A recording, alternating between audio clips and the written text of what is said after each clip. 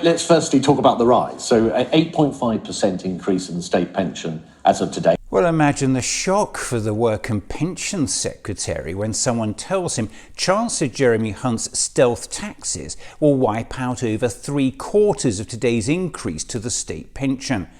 The basic state pension is set to increase by £692 a year due to the triple lock.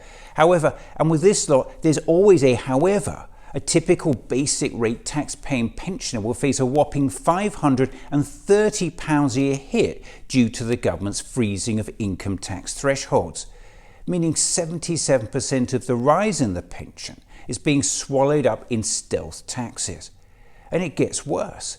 Commons Library research commissioned by the Liberal Democrats has found around 1.6 million pensioners will be dragged into paying income tax by 2027-28 as a result of the freezing of income tax thresholds. And inflation, of course, has fallen now because of our sticking to our plan. We've got it down to 3.4%. Let's just sit on a shelf for a moment. It was this government that helped give us the highest inflation in 40 years in the first place, in part due to its incompetent management of the UK economy. When inflation started to accelerate in early 2022, then Chancellor Rishi Sunak couldn't wait to attribute the rise to global factors. Now his government is claiming it as a success for government policy that it's come down.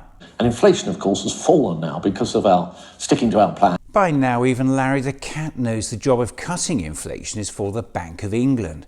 So any suggestion the government is responsible for it falling just insults the public's intelligence. And remember this, contrary to what the Prime Minister keeps telling us, falling inflation is not a tax cut for hard-up families.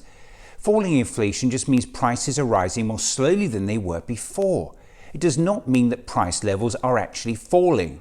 In terms of tax, I think there are many parts to this. Well, one part of that is that under this government, even with the recent cut to national insurance, workers will still be clobbered with the highest tax burden for 70 years. The personal allowance, which is the amount of income that you can receive without paying any tax at all, has been increased under this government, very substantially, doubled in fact since 2010. Well, the Work and Pensions Secretary will fall off his chair when someone tells him that millions more people are now paying income tax since 2010. Don't just take my word for it. You made millions pay more in income tax by changing the thresholds. And more adults than ever are now paying higher rate tax. Never underestimate just how thick this government thinks we all are.